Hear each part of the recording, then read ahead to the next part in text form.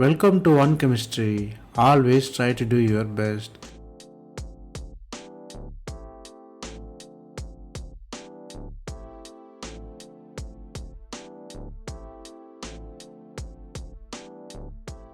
Now, let us see about 100 concepts in organic chemistry. We are seeing it as episode. This is the episode number 72. If you didn't watch previous episodes, I encourage you to go and see. Here, we solve 5 problems step by step. Stay tuned.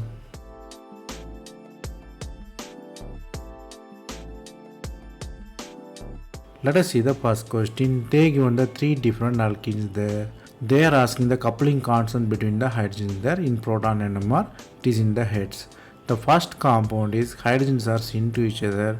Second compound is hydrogens are trans to each other. In third compound, hydrogen in the same carbon, or you can say geminal carbon. First two are vicinal carbon. Last one is geminal carbon. So you have to find which one have higher chemical shift, which one have lower chemical shift. So from the 3 different structures and the question of coupling constant, you might realize the question is really about configuration versus coupling constant. The answer is B. Let us see how. Here the orbital overlap is important. So you have to find how the hydrogens are interacting, how it's coupled. So let us analyze one by one. If you look at the vicinal one, it has cis and trans, that is A and B. A1 has lower chemical shift when compared to trans there. You may wonder why. You may think it like electron. The same kind of spin, it will not couple each other, or opposite kind of one couple better. The trans one is kind of opposite one, so it can couple nicely. If you look at the orbital lobe, it will be easy to understand. Because of same spin, coupling will be less. Because of different spin, coupling will be more. Basically, we are discussing the spin in the bonding. So if you look at the geminal one, what really happening, the orbitals are perpendicular to each other. The coupling will be there, but still through bond, it will be very less. Or you can say it will be lesser than 1. So 1 will be the least one. For the first one, cis is 10 Hz. For trans, it's maximum 15 Hz. For geminal, it's 1 Hz. So the answer is clearly B there. Here the concepts you have to learn here is the orbital overlapping. The same spin of electron don't overlap better. In opposite spin, it will overlap better. It will have better coupling constant. Then let us look at the next question. They given the 4 different compounds. All are aromatic one, only differ in the substitution of alkyl groups. The first one is a kind of methylene system with the extra methyl group. Second one is propyl attachment with side methyl groups and the meta position. And the third one you have isopropyl, again the methyl in the meta position. And S1 only meta-related ethyl substitution. Basically all are structural isomer, only shift in the carbon skeleton. Here the question is the molecule can be uniquely identified with mass spectra. Only mass spectra. Even with only mass spectra, you can identify the compound. From the question of 4 different structural isomer and the question of uniqueness in the mass spectroscopy, you might realize the question is really about structure versus special rearrangement in mass spectra. The answer is B. Let us see how. Here basically we are looking at McLafferty rearrangement. McLafferty rearrangement only happened with the system which only have gamma hydrogen. Other structure don't have gamma hydrogen, which is PRS. Only Q have gamma hydrogen.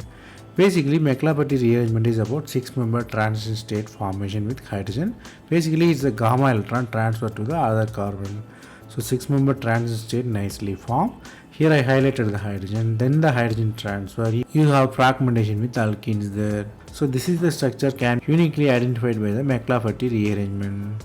So the answer is definitely Q there, which is B1. Here the concepts you have to learn here is McLafferty rearrangement. McLafferty rearrangement basically about gamma hydrogen transfer to the 6-member transition state. Then let us look at the next question. The starting metal is a chiral compound with hydrogen, deuterium, bromine and ester. The reagents are KCN and ethyl alcohol. The product is substituted one, bromine replaced with cyanide. The question is really about the configuration of reactant and product. So you have to find the absolute configuration of reactant and absolute configuration of the product. The choices are basically the RR, RS, SR and SS. All possibilities they given. you have to find which is which. So from the question of substitution and the identification of configuration, you might realize the question is really about reaction versus stereochemistry. The answer is D, both are S form. Let us see how. Here question is really about what is the mechanism really involving, and the bromine is the good living group, so definitely you might expect SN2 reaction. SN1 reaction also not possible because cation is near electron withdrawing group, so cation definitely forms, so it's only SN2 reaction. In the SN2 reaction, what really happens is inversion in configuration. So the cyanide attack from the back side, you have inverted product. So if you have starting metal one, the product converted in the inverted one. Here inversion changed the priority of the group. So what really happened? The S happened to be the same S there. So in the normal conventional reaction, you start with S, end with R. Since cyanide changed the priority, here almost you have retention in configuration. The reason is due to change in priority, not change in mechanism. Here the concepts you have to learn here is strong nucleophile always promote the SN2 reaction. Then let us look at the next question. Here you have ketone with bridged carbon. It's a kind of carbonyl containing non-boron. You have to basically find number of NMR signals. Here basically they are asking number of NMR signal in the C13 spectra. So you have to guess how many different kind of carbons inside. Here the answers are given, which is 7, 3, 4 and 5. You have to guess from the structure and its symmetry. So from the question of 3D structure, and the NMR spectra, you might realize the question is really about 3D structure versus symmetry. The answer is B. Let us see how. Here the answer will be simple once you know the group theory, which is symmetry. Here you have plane of symmetry along the bridged carbons there. The plane of symmetry bisect the carbonyl group and the carbon and the middle carbons there. So it will reflect both sides the carbon. So you might have same chemical shift. Here I given the equivalent structure which contains the chemical shift, which is labeled as A, B and C. A is the terminal carbon, B is the bridged carbon, C is at the bridge. So 3 different signals. So the answer is clearly B, 3 signals.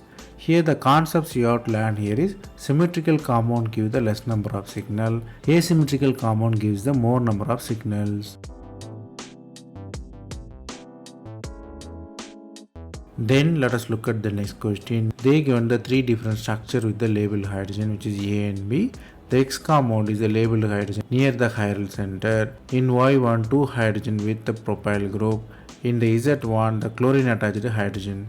Basically you have to find 3 different hydrogen and its status there. Your job is to find the topicity here. Here you have to find whether they are homotopic or anisotropic and diastereotopic. So from the question of 3 different structures and the stereochemistry, you might realize the question is really about topicity of the hydrogens. The answer is C. Let us see how. Here you have to find the nature of the topicity by substituting a heteroatom. Here I am substituting with Z there. Basically you are replacing A and B.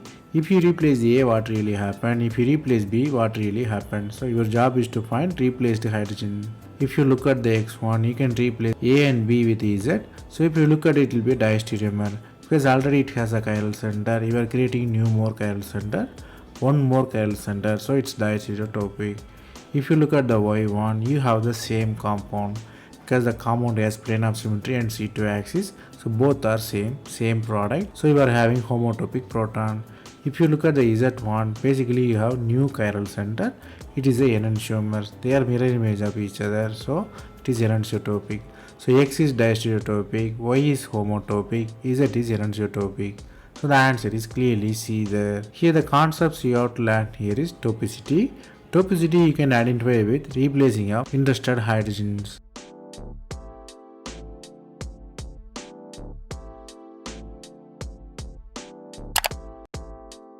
That's all from this episode. I hope it was easy. Thanks for watching. If you have any suggestion, comment below. Stay tuned for next episode.